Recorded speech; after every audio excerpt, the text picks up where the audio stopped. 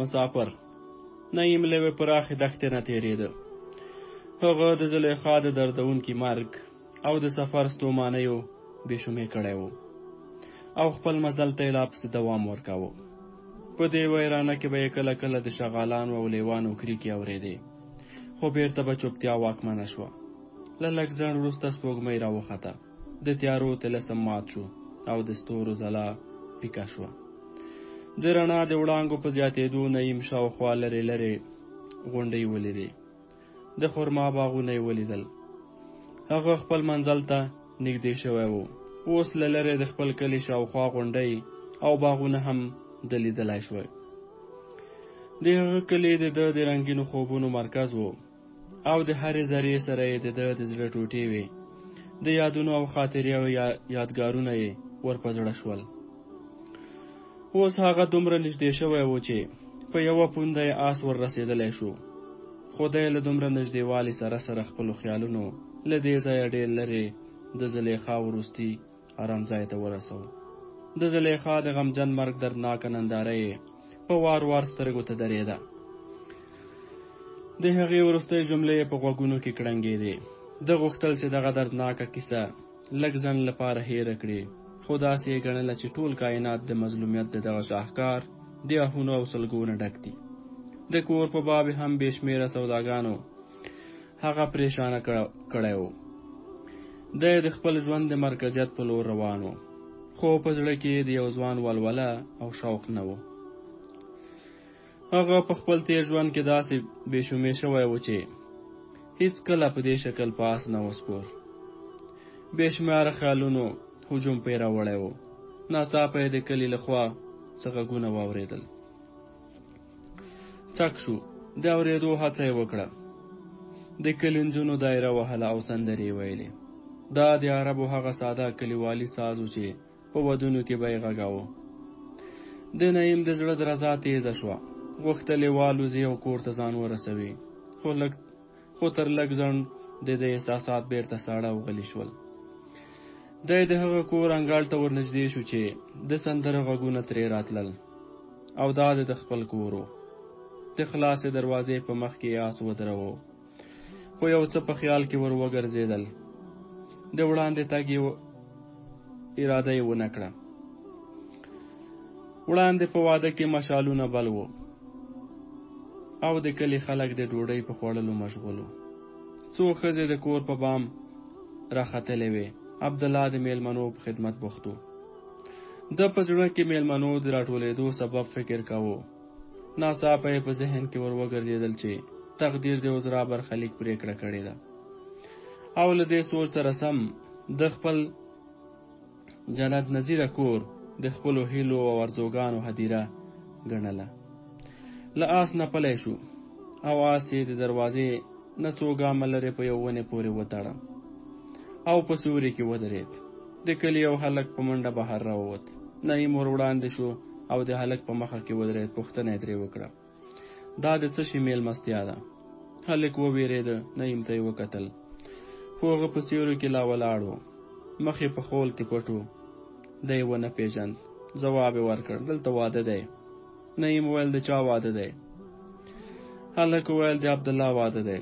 ته لکه چې مسافر یې، ورځه ته هم ډوډۍ وخوره. دا یې وویل او غوښتل چې ولاړ شي. نعیم بیا هغه تر مټ ونیو او ویې دروه. هلک پریشانه شو. ویل، ما پرېږده، زه قاضي راولم.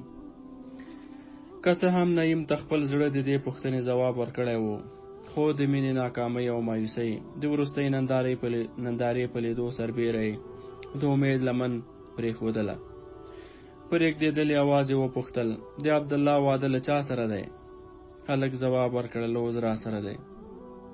نعیم وپوښتل، د عبدالله مور څنګه ده؟ هلک ویل، د عبدالله مور، د هغې خو له مرګه 3-4 میاشتې تېرې شوي دي. دا یې وویل او په منډه ولاړ. نعیم په ونې تکیه وکړه او ودرېد. مور یې وویل او سلګۍ یې وکړې. له سترګو یې د اوښکو بهیر رامات شو. له لږ ځنډ وروسته بیا هماغه هلک او قاضي ولیدل چې دننه کور ته ننوتل. په زړه کې 2 مختلفې هیلې ورژوندۍ شوې. یو دا وه چې اوس هم ستا تقدیر ستا په لاس کې دی.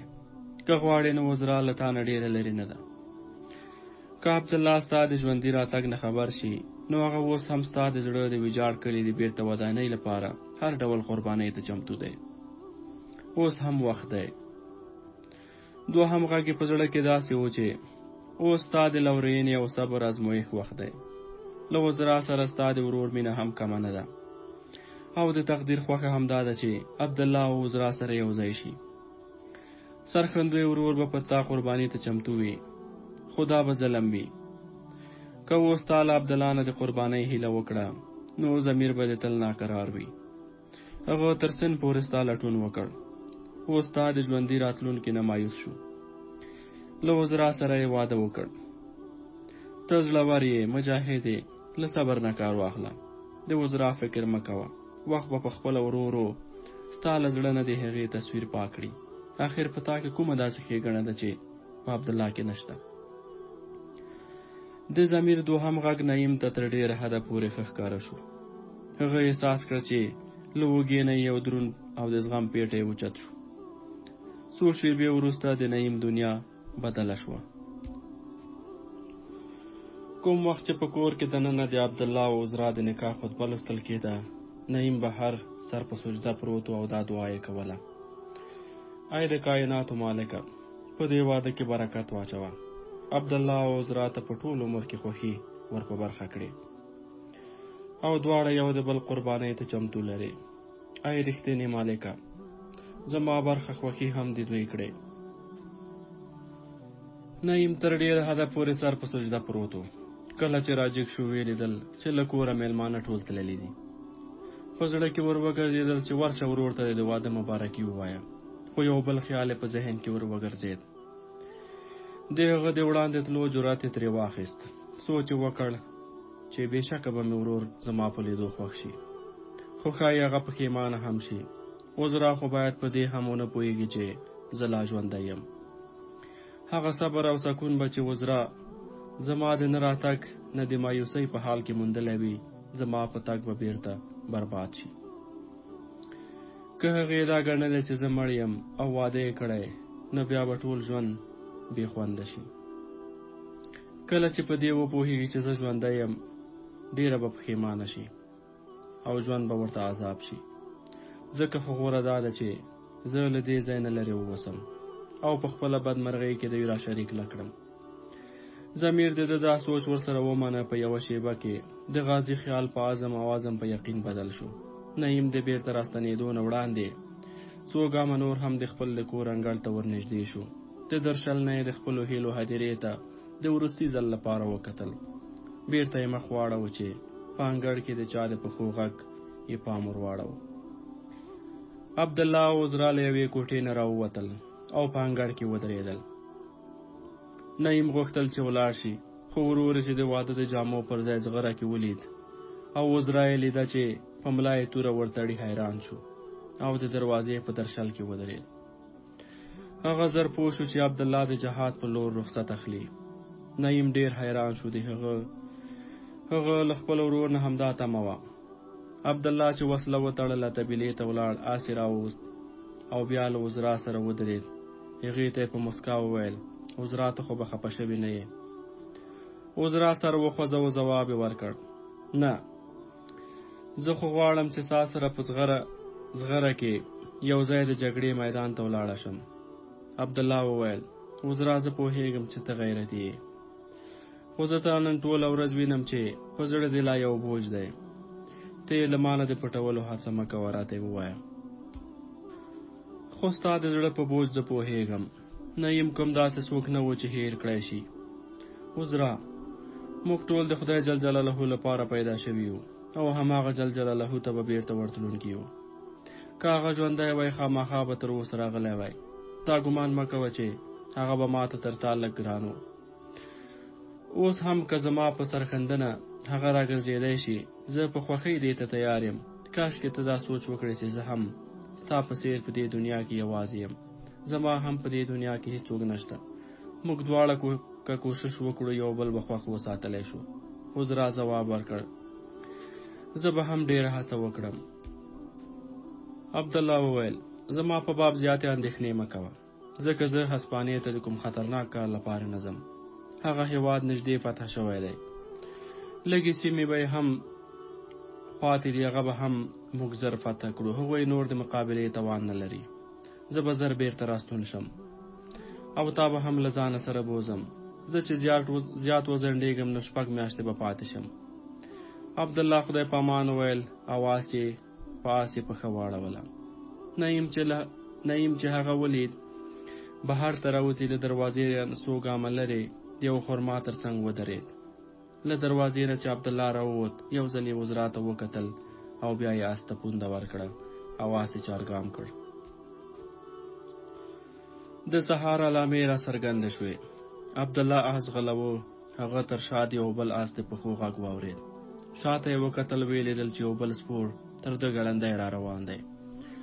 عبدالله آس ودروه او د شا راتلونکي سپاره ته یې په ځیر ځیر وکتل.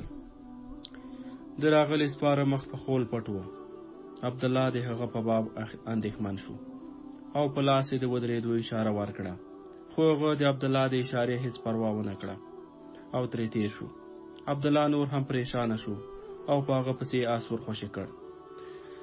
د عبدالله آس تازه دمه و، ځکه یې سپور زر را لاندې کړ. عبدالله چې ورنږدې شو، نیزه یې اوچته کړه، ویې ویل: که ته دوست یې نو ودرېږه او که دښمن یې نو مقابلې ته تیار شه. 2 سپاهي آس ودروه. عبدالله وویل: ما وبخه، زه غواړم ودې پیژندم چې ته څوک یې.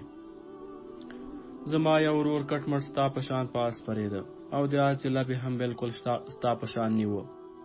د هغه قد او اندام هم بالکل ستا په شان و. ستا نوم څه دی او له کوم ځایه راغلی؟ سپور چوپ و. عبدالله بیا ویل: ته څه ویل نه غواړې؟ زه درنه پوښتنه کوم چې نوم دې څه دی؟ ښه نه وایې. سپور بیا هم چوپ و. زه ستا څېره لیدلی شم، ته زما غږ اورې؟ خو سپور بیا هم چوپ دی. وبخئ، که ته د کومې صدمې په وجه نشي ګړېدی یا خبرې نشي کولی، نو د مخ په لوڅولو خو باید څه اعتراض ونه کړې. که ته د کوم هېواد جاسوس یې هم له لیدو پرته به رانه لاړ نه شې. عبدالله دا وویل او آس یې هغه ته نور هم ورنږدې کړ او ناڅاپه یې د نیزې په څوکه له هغه له سره د خول د غورځولو هڅه وکړه. عبدالله په خپله هڅه کې بریالی شو. د هغه له سره خول وغورځېد. عبدالله وکتل، تر خولې یې چیغه ووته: نعیمه! د نعیم له سترګو اوښکې روانې وې. دواړه ورونه لاسونو پلي شول او یو له بله غاړه غړۍ شول. عبدالله هغه په تندي ښکل کړ او ویې ویل: ته ډېر بې عقل یې، کمبخته، دومره خودداري او غرور. تا خو به لږ عقل نه کار اخیستی و او دا سوچ به دې کاوه چې په کور کې به مور تا ته انتظار کوي، ورور به دې په ټوله نړۍ لټون کوي او عذرا به هره ورځ د کلي لوړې غونډۍ ته خیږي او ستا د راتلو لارې به څاري. خو تا د هېچا پروا ونه کړه. خدای پوهېږي ته چېرته غلی شوی وې. نعیمه! دا تا څه وکړل؟ نعیم د څه ځواب پر ځای د خپل ورور په مخ کې چوپ ولاړ و. د هغه سترګې د زړه حالت ترجماني کوله. پر عبدالله یې چوپتیا اغېزه وکړه. نعیم یو ځل بیا په غېږ کې راټینګ کړ او ویې ویل: ته ولې څه نه وایې؟ ته له مانه دومره خفه وې چې چوپه خوله رانه تېرېدې. نعیمه! د خدای لپاره یو څه ووایه. ته له کومې خوا راغلې او چېرته تلې؟ زه سند ته ولاړم او ته مې ولټولې، خو هلته مې ستا درک نه کړ پیدا. ته کور سره ولې راونه رسېدې؟ نعیم یو سوړ حوصله یې وکېښه، ویې ویل: وروره، خدای ته زما راتګ منظور نه و. عبدالله ویل: آخر ته چېرته وې؟ نعیم د هغه په ځواب کې خپل داستان ورته واورو او په هغه یې د زلیخا یادونه وکړه. او نه یې دا وویل چې تېره شپه د کور د انګړ نه بهر ولاړو. کله چې نعیم خپل داستان تیر کړ، دواړو ورونو یو بل ته تر ډېره کتل او چوپ ول. عبدالله وویل: د زندان نه د خلاصېدو وروسته ته کور ته ولې رانغلې؟ له نعیم سره د دې پوښتنې ځواب نه و. هغه بیا هم چوپ و. اوس د کور پر ځای چېرته روان یې؟ عبدالله وپوښتل: وروره، زه د ابن صادق د نیولو لپاره بصرې ته د سپاهیانو راوستلو لپاره ځم. عبدالله وویل: زه درنه یوه پوښتنه کوم او امید دی چې دروغ به نه وایې. نعیم وویل ووایه. ته دا ووایه چې له زندان نه د خلاصېدو نه وروسته تا ته چا وویل چې د عذرا واده کېږي؟ نعیم د نه په دود سر وخوځه او وویل نه. اوس تا ته معلومه شوې ده چې د عذرا واده له ما سره شوی دی؟ نعیم ویل هو، زه یې تا ته مبارکي وایم. ته له کلي نه راغلې؟ عبدالله بیا وپوښتل. هو کې. نعیم ځواب ورکړ. کور ته تللی وې؟ نه. په دې ګمان چې له ما له تا سره ظلم کړی؟ نعیم وویل ستا ګمان غلط دی. زه ځکه کور ته نه ولاړم چې په تا او عذرا مې ظلم کول نه غوښتل.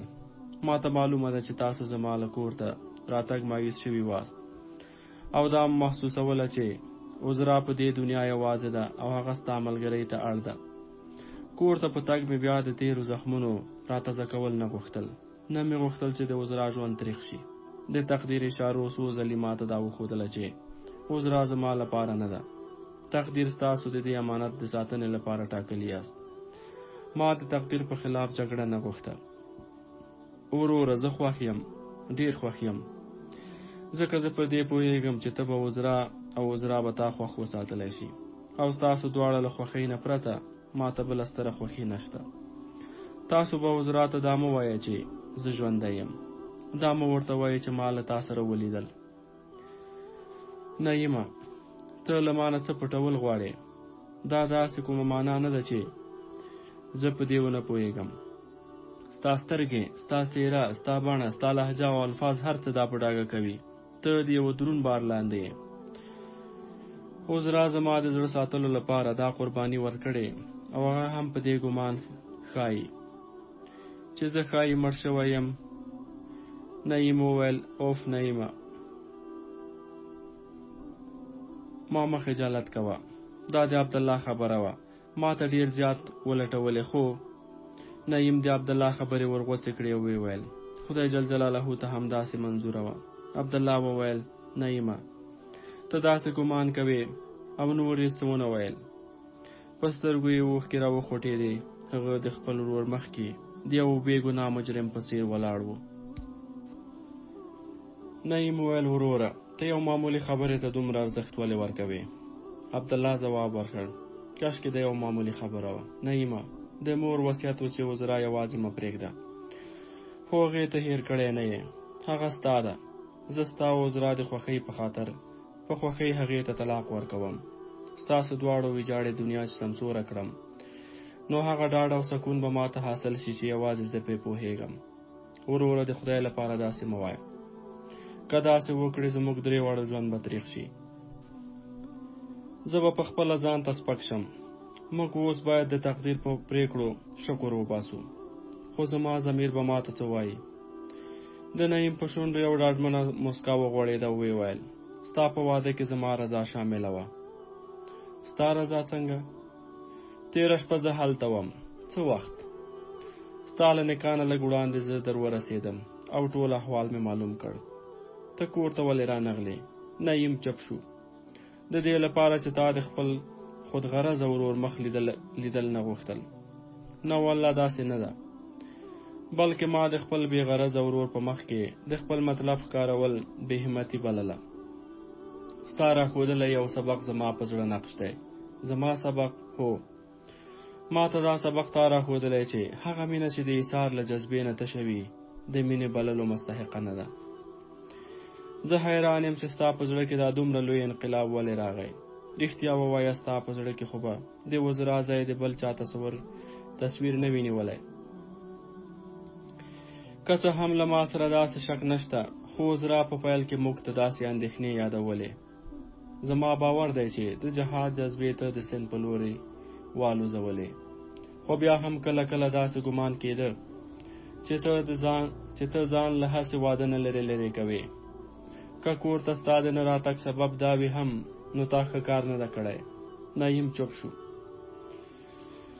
هغه نه پوهېده چې څه ځواب ورکړي. د ده په سترګو کې هغه پېښه راګرځېده چې عذرا یې اوبو ته ورکوزه کړې وه او عبدالله د ده په خاطر د یو نه کړي ګناه بوج په خپله غاړه واخیست او ده یې له سزا نه خلاص کړ. ده هم د یو نه کړي جرم په اعتراف ورور ته ډاډ ورکولی شوی. د نعیم په چوپتیا د عبدالله شک نور هم زیات شو. هغه د نعیم مټ ونیو او وی ویل ووایه نعیمه. نعیم ټکان وخوړ، عبدالله ته یې وکتل او ویې مسکل او بیا یې وویل هو وروره، ما په خپل زړه کې یو بل چاته ځای ورکړی. عبدالله ډاډمنه ساه واخیستله او ویې ویل ما ته ووایه له هغې سره دې واده کړی که نه؟ نعیم وویل نه، په دې معامله کې څه ستونزه په مخ کې ده. نعیم وویل نه. عبدالله پوښتنه وکړه واده به کله کوې؟ نعیم ویل په نږدې وخت کې د ابن صادق له نیولو نه وروسته. عبدالله ویل ښه، زه نور څه نه پوښتم له تانه. که زما سره د اندلس د تلو بیړه نه وای نو ستا واده به مې لیده او بیا به تلم. تر بیرته راتلو پورې په دې تمه یم چې د ابن صادق د نیولو نه وزګار شي او کور ته راشي. نعیم وویل انشاءالله. دواړه ورونه یو له بل سره غاړه غړی شول او بیا پاسونو سپاره شول. نعیم ظاهرا د عبدالله تسلي وکړه خو زړه یې درزېده. هغه د عبدالله له زیاتو سوالونو نه په ویره کې و. هغه په ټوله لار له ورور نه د اندلس د حالاتو په اړه پوښتنې کولې. کوم 2 میله وړاندې دواړو ورونو لارې سره جلا کېدلې. کله چې څلور لارې ته ورسېدل، نعیم د خدای پامانۍ لپاره ورور ته لاس ور وړاندې کړ. عبدالله د هغه لاس په لاس کې ونیو او ویې پوښتل نعیمه، تا چې ماته څه وویل رښتیا دي او که د زما په خاطر داسې وویل؟ نعیم وویل ستا په ما باور نشته. عبدالله ویل زما په تا باور دی. ښه نو خدای پامان. عبدالله د نعیم لاس پرېښود. نعیم د یوې شېبې ځنډ نه پرته د آس جلب را وګرځوه او چارګاه مې وځغلو. عبدالله په هماغه ځای ولاړ و. تر هغې ورپسې کتل چې نعیم نه و پناه شوی او د هغه خبرې ټولې په غوږونو کې راغبرګېدې. کله چې هغه له نظره پناه شو نو لاس یې په دعا پورته کړ او ویې ویل ای د جزا او سزا مالکه، که تا ته دا منظوره وي چې عذرا زما د ژوند ملګری شي نو ستا له تقدیر نه مې ګیله نشته. ای باداره، څه چې نعیم وویل هغه رښتیا کړه. که د هغه خبرې رښتیا نه وي ته یې رښتیا کړې. هغه ته داسې څوک ور په برخه کړي چې عذرا یې هېره شي. ای رحیم پروردګاره، د هغه د زړه ویجاړه دنیا یو ځل بیا آباده کړې. که زما کومه نیکي ستا د رحمت حقداره وي ته د هغې په بدل کې د نعیم دنیا او آخرت سمسور کړې. بصرې ته د نعیم له رسېدو نه وړاندې د ابن صادق د نیولو هڅې کېدې خو د هغه هېڅ کوم درک نه و معلوم. نعیم د بصرې له والي سره وکتل، خپل سرګذشت یې ورته تیر کړ او بیرته یې سند ته د تلو اراده ښکاره کړه. بصرې والي د نعیم په ژوندي را تښتېدو خپله خوښي وښودله او ویې ویل چې د سند د فتحې لپاره یوازې محمد بن قاسم بس دی. هغه د یو توپان په څېر د ملکونو او پاچاهانو لوی لښکرې تر پښو لاندې کوي او د سند په لر او بر کې د اسلام د فتحې بیرغ رپوي. اوس د ترکستان د پراخه هېواد د نیولو لپاره سپاهیانو او سرتېرو ته اړتیا ده. قطبه په بخارا حمله کړې وه خو هېڅ بری نه دی په برخه شوی. له کوفې او بصرې نه نور پوځ هلته ور روان دی. وړمه ورځ له دې ځایه 500 تنه پوځیان هلته روان شوي دي. که ته هڅه وکړې په لاره کې راګیرولی شي. په دې کې شک نشته چې په سند کې محمد بن قاسم ستا ډېر نږدې ملګری دی، خو قطبه بن مسلم غوندې یو جنرال هم د مېړنیو په قدر پوهیږي. هغه به ستا ډېر قدر وکړي. زه به ستا په لاس هغه ته یو لیک هم واستوم. نعیم په بې پروایي ځواب ورکړ زه جهاد ته د دې لپاره نه ځم چې څوک مې قدر وکړي. زما هدف د خدای جل جلاله حکم په ځای کول دي. زه به همدانن له دې ځایه وخوځېږم. تاسو ابن صادق ته پام کوئ، د هغه وجود په دې دنیا کې ډېر خطرناک دی.